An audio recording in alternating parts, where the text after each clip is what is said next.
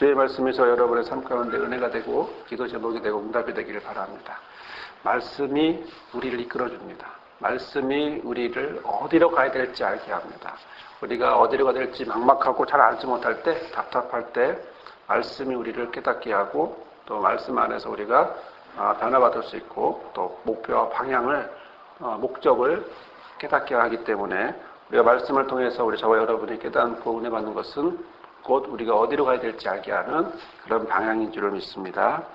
살다 보면 힘든 일이 참 많아요. 많은 부분에서 힘드는데요. 그 중에서 제일 힘든 것 중에 하나가 뭐냐면 이 관계, 사람과의 관계가 참으로 어렵습니다. 그런데 여러 가지 관계 속에서 정말 또 힘든 부분이 있다면 저는 이런 것이 아닐까 싶은데요. 제가 말한 것을 상대방이 내가 말한 그대로 받아들이지 않고 다르게 해석할 때 참 어렵습니다. 나는 A라고 말했는데 이 사람은 B로 듣는 거예요.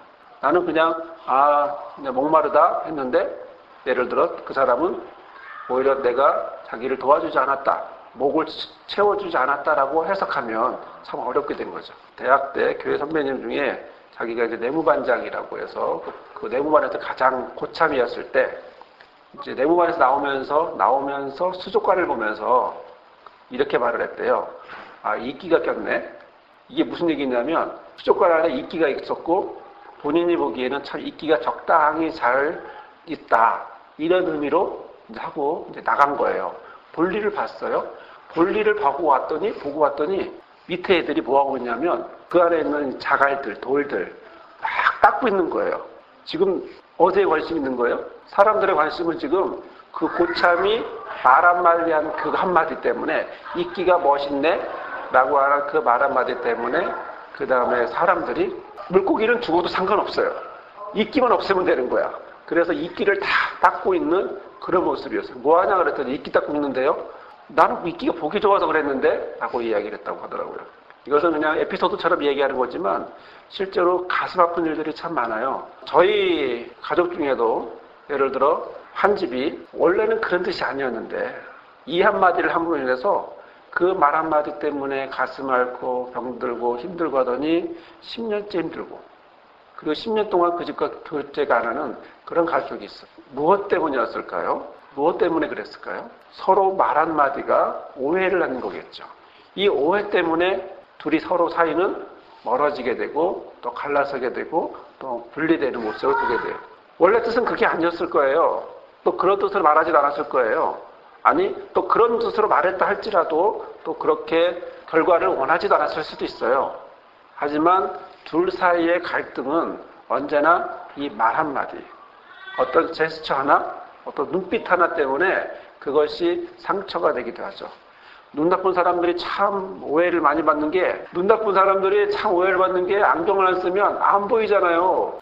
그런데 안경 벗고 다니면 뭐라고 말하지 아세요? 왜 사람은 아는지 안 하냐는 거예요. 안 보이는데 참 어렵죠.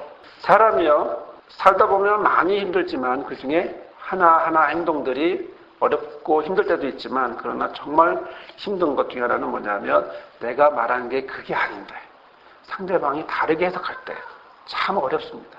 그러다니 바꿔주자니 말을 할 수 있어야죠. 가서 말을 하려면 들어줘요? 안 들어줘요. 더 오해가 돼요. 더 감정만 쌓여요. 말 안 하면 어때요? 속 터지죠. 그럼에도 불구하고 최소는 말 안 하는 게 나을 수밖에 없으니까 말 안 하고 있지만 여튼 어렵고 힘든 건 마찬가지입니다. 저는 과연 하나님이 우리를 보실 때 어떻게 보실까 그런 생각을 해보는데요. 하나님이 우리를 보실 때 내가 말한 건 그게 아니야 라고 하실지 않을까. 야 내가 말한 건 그게 아니고 이건데 라고 말씀하시지 않을까 이런 생각을 해봅니다. 오늘 우리에게 주시는 말씀 바로 이것은 예수님이 3차 전도여행을 하는데요. 전도여행을 3번 하는데 갈릴리 전도여행을 3번 하는데 3번째 전도여행 모습입니다. 그래서 10장부터 시작해서 마가복음 10장부터 시작해서 16장까지는 예루살렘을 입성하기 전에 6개월 정도 있었던 일들을 기록하고 있고요. 그리고 이제 예수님이 순환을 받는 그런 모습으로 이제 10장부터 끝까지 이제 이어져 나오고 있습니다.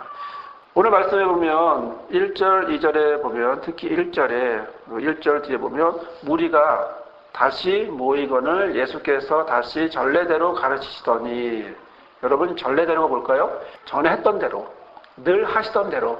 참으로 놀라운 모습이죠. 우리는 전에 했던 대로 하기 힘듭니다. 하지만 예수님은 전혀 영향받지 않고, 특히 마가복음의 예수님을 자세히 보시면 언제나 꾸준히 변함없이 말씀을 전하고, 어렵고 힘들 때라도 똑같은 모습으로, 동일한 모습으로 열심히 말씀을 전하고 또 치료하시고 이런 모습들을 이제 보이는데요. 예수님이 또 사람들이 다시 모였어요. 예수님 편에, 예수님 주변에 이렇게 모여들었어요. 그랬더니 예수님이 다시 전례대로, 표준세 번역을 이걸 뭐라고 번역하냐면 늘 하시던 대로 말씀을 전하시기 시작하셨어요. 그럴 때 누가 왔습니까? 또박또박 멀리서 바리새인들이 오기 시작했어요. 그리고 예수님을 쳐다보기 시작합니다. 그리고 예수님에게 나가서 자기가 준비한 말 한마디를 딱 건네기 시작합니다. 무엇하기 위해서입니까? 시험하기 위해서죠. 2절의 말씀처럼 바리새인들이 예수께 나와 그를 시험하여 묻는데, 여기서 사람은 남자입니다. 남자가 남편이 아내를 내어버리는 것이 옳습니까? 이렇게 물어봤습니다. 바리새인들은 예수님을 시험하기 위해서 했습니다. 이 말씀은요, 이혼에 대한 신명기 24장 1절에서 4절까지의 말씀을 가지고 이제 예수님을 시험하고자, 즉 말을 잘못했을 경우에는 그걸로 인해서 어떤 위협을 가하고자 바리새인들이 왔는데, 재미난 사실은요, 바리새인들끼리도 그 안에 뭐가 있겠습니까? 파가 있어요. 급진적인 파가, 진보적인 파가 있고 좀 보수적인 파가 있겠죠. 바리새 안에서도 서로 이렇게 얘기를 하게 되는데, 신명기 24장 1절에 보면 사람이 아내를 취하여 데려온 후 수치되는 일이 그에게 있음을 발견하고 그를 기뻐하지 아니하거든 이혼 증서를 써서 그 손에 주고 그를 자기 집으로 내어 보낼 것이다. 이렇게 되어 있습니다. 조건이 뭐예요? 수치스러운 일, 수치가 되는 일. 그러면 뭐 하라고요? 그 여자에게 이혼 증서를 써서 손에 쥐고 집으로 돌려보내라. 이렇게 이야기를 했습니다. 수치되는 일, 이게 헷갈리는 거예요. 구체적으로 뭐가 수치일까요? 어떤 게 수치가 되는 거죠? 또 수치가 된다고 할 때 남자에게 수치가 될까요? 여자에게 수치가 될까요? 그런데 모세는 뭐라고 말했냐면, 여자를 취하여 데려왔는데 수치가 되는 일이 있어서 그것을 발견 안 되면 어떻게 해 또? 발견됐어요. 발견돼서 수치되는 일이 나왔어요. 그 수치되는 일이 뭘까? 이것은 작게도 생각할 수도 있고 넓게도 생각할 수 있는 거예요. 코에 걸면 코골이, 귀에 걸면 귀골이죠. 구체적으로는 성경은 이제 간음을 이야기했지만, 이 바리새파들은 서로 학파 간의 갈등은 뭐냐면 어느 정도냐면은 율법 규정에 어기는 것, 즉 율법의 규정이 하나라도 어기면 수치스러운 일이다, 이렇게 말하는 사람이 있고요. 더 확대해서 뭐냐면 여성답지 못한 행동을 하면, 더 나아가서는 여자가 남자의 마음에 안 들면. 근데 남자의 마음에 안 들다는 기준이 있어요? 객관적인 기준이 있나요? 그건 없는 거예요. 주관적인 일이에요. 주관적인. 자, 이럴 때 구체적인 간음에서부터 확대되면서 규정까지, 율법의 규정이나 또 아니면 여성답지 못하다 내지는 아내가 마음에 들지 않는다, 이런 모든 확대되는 이런 이미지까지, 이런 내용까지 가게 되었는데, 이러다 보니까 바리새인들 안에서도 학파 간에 서로 논쟁을 하게 되면서 서로 시끄럽게 됐습니다. 무엇을 얘기하는 걸까요? 본질을 왜곡했다라는 거예요. 무슨 말씀이냐면, 성경이 원하는 게 뭐냐라고 했을 때 그들은 무엇을 얘기하고 싶은 겁니까? 자기 생각, 자기 상황, 자기 뜻, 자기 계획, 자기 생각, 그리고 자기 판단을 얘기하고 싶은 거예요. 그러다 보니까 누구는 이렇게, 누구는 저렇게, 누구는 커다랗게, 누구는 아니야, 이 행동만이야 라고 파벌 간에 다툼을 하게 되었는데요. 그들이 정말 하고 싶었던 게 뭘까요? 정말 이 구절을 통해서 신명기에 있는 이 말씀을 가지고 바리새인들끼리 정말 하고 싶었던 행동이 뭘까요? 무엇을 주장하고 싶었을까요? 이혼하고 싶다는 얘기일까요? 합당한 이혼을 하고 싶다는 얘기일까요? 모세의 율법을 피하고 그리고 이혼하고 싶은 그런 내용을 하고 있을까요? 그것이 아니고요. 그들의 가장 밑바탕의 생각은 뭐냐면, 남자가 여자를 버릴 수 있다, 이겁니다. 남자가 여자를 버릴 수 있는데 그 권한이 어디까지냐는 거예요. 내가 내 마음에 드는 여자를 선택하고 내가 이 여자가 마음에 들지 않을 때 이 여자를 성경에도 그대로 나와 있는 것처럼 내어버리는, 쫓아내는 이 행동을 하는 데 있어서 기준이 어디냐? 이렇게 해서 마음대로, 나는 마음대로 하고 싶다. 아까 말씀드렸다시피 확대되면 남자 마음에 안 들면 무조건 옛날 우리나라식으로 칠거지, 뭐 질투 이러면서 갖다 붙이면 다 죄가 되는 것처럼 그런 식으로까지도 말하고 싶은 거예요. 이런 상황에 이것을 이용해서 예수님에게 갖고 와서 당신이 한번 요거를 해결해 보시오. 당신의 생각은 어떻소? 그래서 예수님을 시험하려고 얘기한 겁니다. 자기네들도 해결하지 못한 문제예요. 자기네들도 성경을 가지고 해석하지 못했고 해결하지 못했고 꼭 이것이다 말하지 못하는 이런 상황 속에서 예수님에게서 오면 예수님은 어떻게 될까요? 예수님에게 갖고 오면 이거다 말하면 저쪽에서 걸고 저거다 말하면 이쪽에서 거는 거예요. 어딜 가도 걸리게 마련인 거죠. 그거를 예상하기 때문에 이 사람들이 바리새인들이 와서 물어봅니다. 3절에. 그런데 예수님이 참 지혜로우셔요. 뭐라고 말씀하시냐면 질문이 2절에 보다시피 사람이 아내를 내어버리는 것이 옳습니까? 라고 했을 때 이 배경은 역시 성경이죠. 모세율법이죠. 그러니까 예수님이 질문을 다시 역질문을 하시는 겁니다. 모세는 너희들한테 뭐라고 말했니? 거기서 만약 답을 딱 말하면 이렇게 걸리고 저렇게 걸려요. 그런데 예수님의 참 지혜로운 모습은 뭐냐면 너는 어떻게 생각하니? 뭐 네가 믿고 있는, 네가 따르는 모세는 뭐라고 말하든 이렇게 다시 역으로. 그러면 뭐가 걸린 거예요? 자기 덫에 자기 발이 걸린 거죠. 그러다 보니까 이 사람들은 얘기를 할 수밖에 없습니다. 4절에 뭐라고 말합니까? 아까 말씀드렸던 신명기에 있는 말씀을 그대로 인용해서 얘기하는 겁니다. 모세는요, 이혼 증서를 써주어서 내어버리라고 허락했어요. 여러분, 모세의 명령은 이혼할 수 있는 근거를 마련해 준 걸까요? 남자가 이혼하는데 근거를 마련해 준 걸까요? 모세는요, 사람들이 이혼을 하고 안 하고 할 때 이혼을 함에 있어서 정당하다라고 하는 그런 판단을 내려주려고 이혼 증서를 쓰는 게 아니었어요. 뒤에 예수님의 모습을 바로 5절에 있는 모습이 바로 예수님의 모세의 정확한 의도인데 바리새인들은 그걸 모르고 엉뚱하게 해석하는데요. 5절을 보겠습니다. 예수께서 저희에게 이르시되 너의 마음에 완악함을 인하여 이 명령을 한 거야. 무엇 때문이라고요? 완악함 때문이라는 거예요.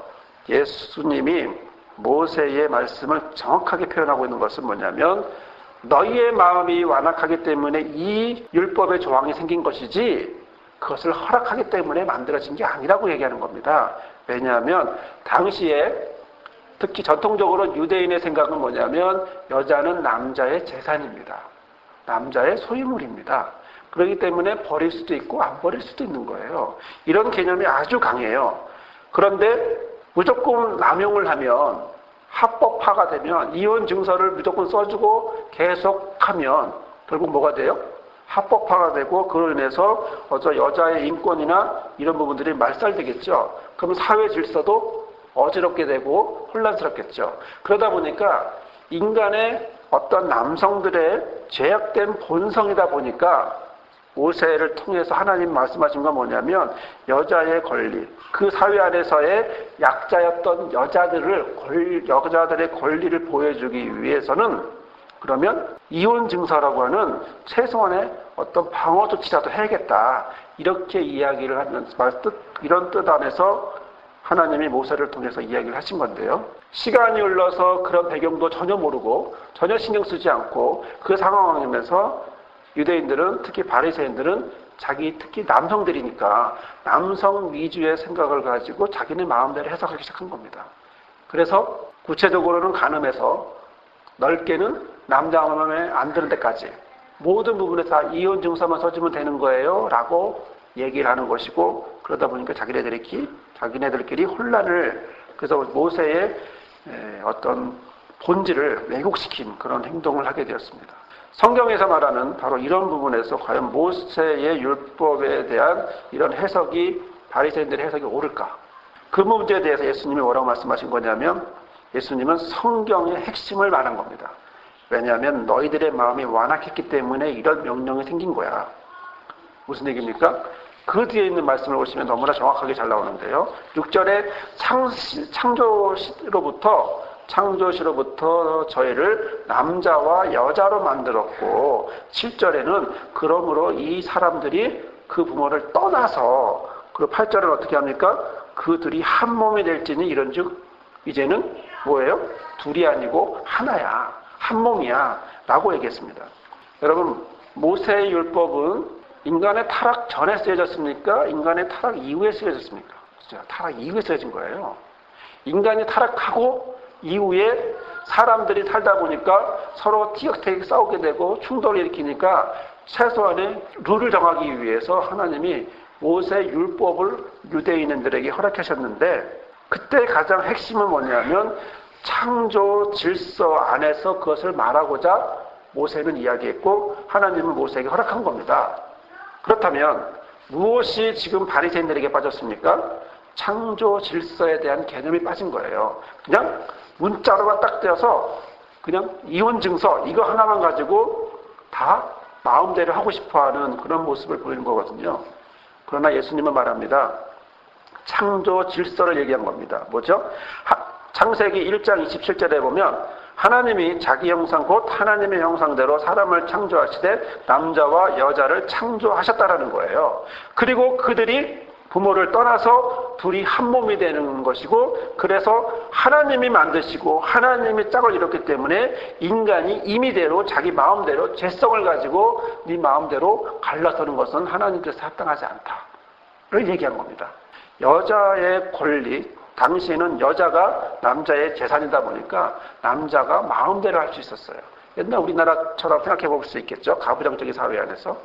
그러나 하나님이 인간을 향하여 특히 바른 창조 질서를 유지하고자 원하시는 하나님이 죄악된 인간의 모습을 그대로 인정해 주는 것이 아니라 다시 회복하라고 다시 바른 길로 돌아오게 하기 위해서 최소한의 방어로 이혼 증서라는 거라도 해준 거예요. 만약에 이혼 증서를 안 해주면요 공개되지가 않아요. 공개되지 않았어요. 그러면 후에 이 사람이 이 여자가 재혼을 했을 경우에 어떻게 되냐면 전 남편이 그것을 걸고 넘어지게 되면 그러면 거기에는 이 여자는 무엇이 되겠냐면 가늠한 것이 돼요. 남편이 여자에게 이혼 증서를 써주지 않고 그냥 내보내면 그러면 이 여자는 집에 돌아갔다가 재혼을 했을 경우에 이 남편의 다시 어떤 주장을 통하게 되면 그러면 이 남자는 이 아내 되는 사람은 이혼을 당한 이 아내 되는 여자는 간음한 결과가 되고 그리고 구약의 율법의 간음은 뭐죠? 돌로 맞아 죽죠. 돌 맞아 죽어야 되는 거예요. 그렇기 때문에 그것을 방지하기 위해서 모세는 뭘 했냐면 이혼 증서를 공개화시키는 거예요. 이혼했다 합법적으로 딱 만들어버리는 거예요. 그러면 여자가 돌 맞을 일이 없죠. 참으로 놀라운 남자와 여자를 평등하게 보시는 하나님의 창조 질서가 모세 때 그렇게 기록되었다는 건요. 놀라운 일입니다. 어떻게 가부장적 사회가 판을 치는 이 전 시대에, 전 세계에 이렇게 여자의 권리를 주장해주는 그런 하나님의 마음을 모세가 대신 썼을까라는 거죠. 이건 그 당시에 특히 그거는 200-300년 전까지만 해도 불가능했던 일입니다. 그럼에도 불구하고 이미 몇천 년 전에 하나님이 모세 율법을 통해서 하셨다고 하는 사실이죠. 그런데 사람들은 또 완악하기 때문에 그걸 어떻게 해요? 이용하죠. 또 그 틈이 없을까? 그 틈이 없을까? 막 찾는 거예요. 그러니까 뭐예요? 사소한 일에 수치되는 일을 그것이 뭘까? 막 따지는 거예요.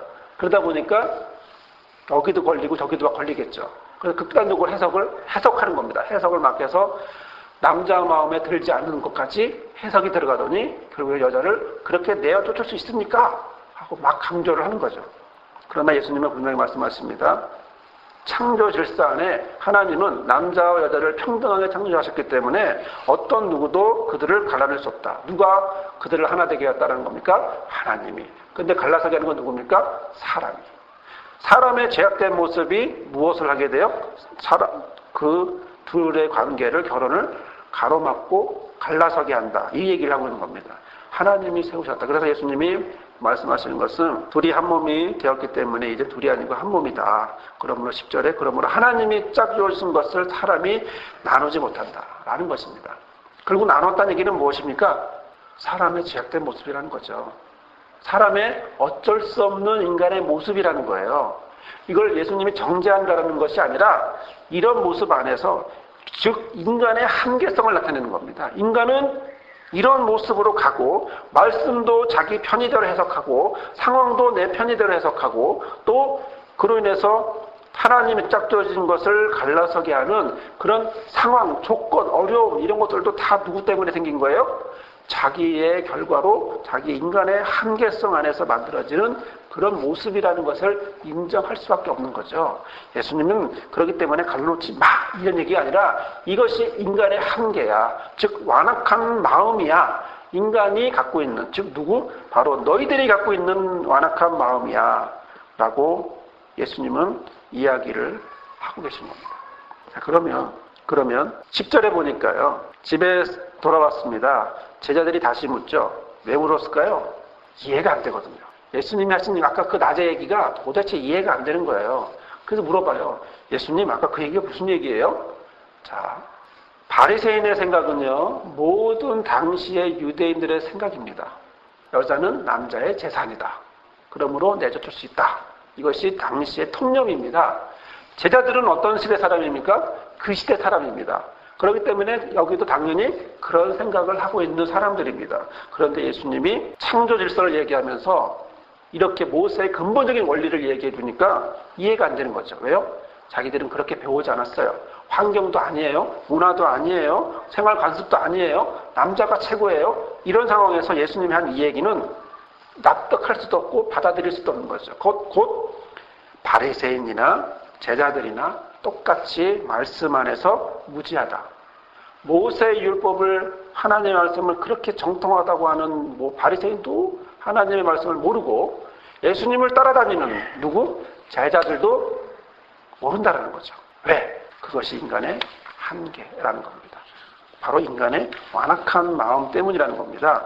그러면서 예수님이 뭐라고 말씀하셨냐면 거기에 대한 답변으로 11절, 12절에 말씀하시는데 이르시되 누구든지 그 아내를 내어버리고 다른 데로 장가드는 자는 본처에게 간음을 행함이요. 이것은 여러분이 신명기 24장 1에서 4절까지의 말씀을 찾아보시면 그대로 나와 있는 얘기입니다.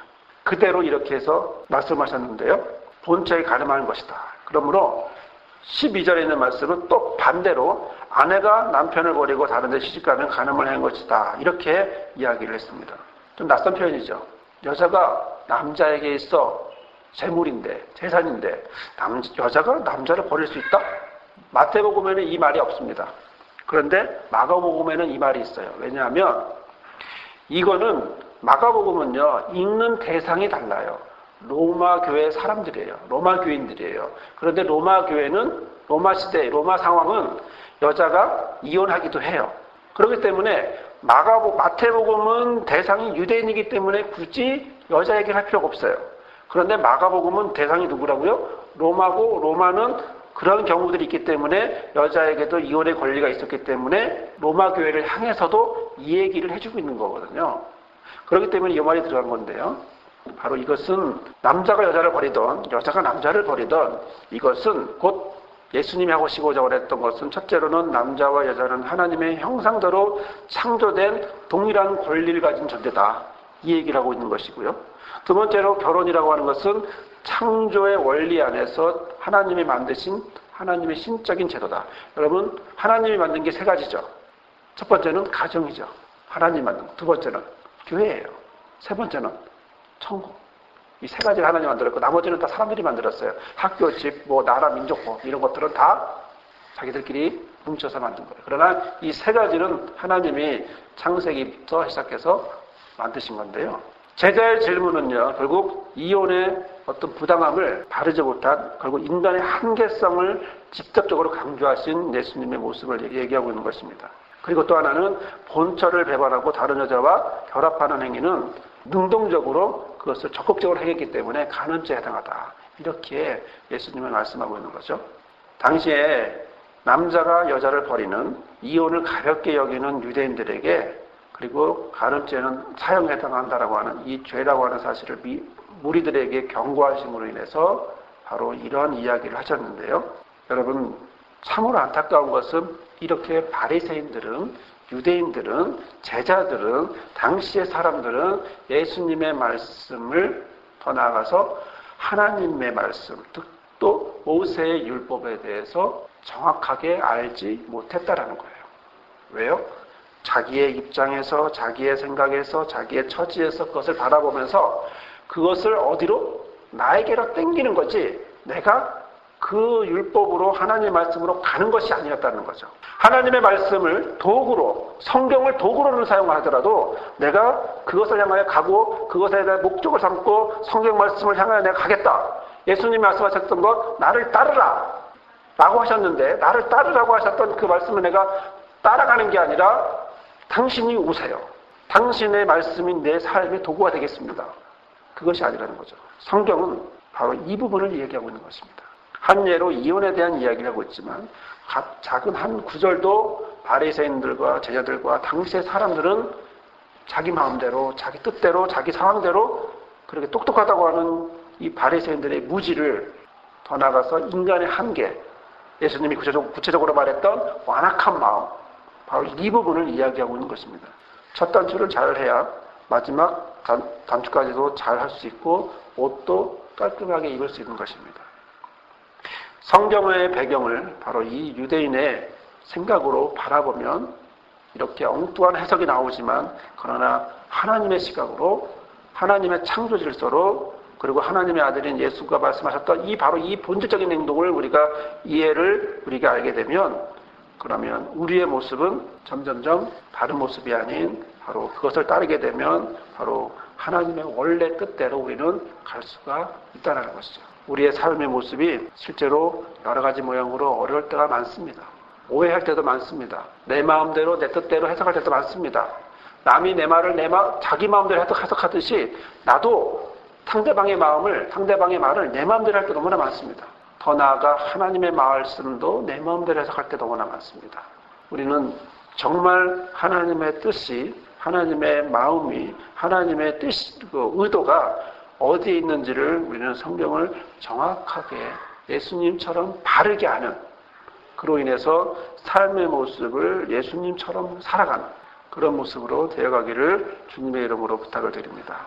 이 말씀이 저와 여러분의 삶의 목표가 되고, 성경 말씀이 우리 삶의 목표가 되고 목적이 되고, 또 비록 우리가 완악한 마음과 또 하나는 무지 안에 있지만, 그러나 하루하루 하나님 말씀 안에서 그것을 깨달아 살아갈 때에 우리는 더욱 그리스도 안에서 하나님 뜻대로, 그리스도 안에 예수님이 원하시는 보여주신 모범대로 우리는 행하여질 줄 믿습니다. 이 모습이 저와 여러분에게 충만하기를 주님의 이름으로 부탁을 드립니다. 아멘. 거룩하신 주님, 오늘 말씀을 통하여 하나의 말씀 하나도 우리가 제대로 알지 못하고 있는 바리새인들의 모습을 봅니다. 예수님을 따라다니지만 제자들도 그 말씀을 제대로 알지 못하고 있는 것을 봅니다. 그러나 그들이 그럴 수밖에 없었던 것을 우리는 이해하고 알고 있습니다. 상황이, 조건이, 문화가, 관습이, 모든 것들이 그런 모습이라 그런 모습으로 또 그렇게 해석하며 살아갔습니다. 그러나 주께서 그럼에도 불구하고 그런 것에 따라다니지 아니하고 우리 주께서 성경의 핵심을, 하나님의 본 뜻을 정확히 알고 그들에게 말씀하셨고, 또 그리고 그런 모습으로 예수님이 살아갔듯이 우리의 연약한 모습이 예수님 닮아서 성경을 더 정확히 알고 하나님의 마음을 더 잘 알고, 그리고 하나님의 말씀 따라 살아가려고 애쓰고 수고하고 더 노력하는 주님의 자녀들이 되게 도와주옵소서. 우리의 무지가 하나님의 지혜로 덮어지기를 원하며 예수님의 이름으로 기도드립니다. 아멘.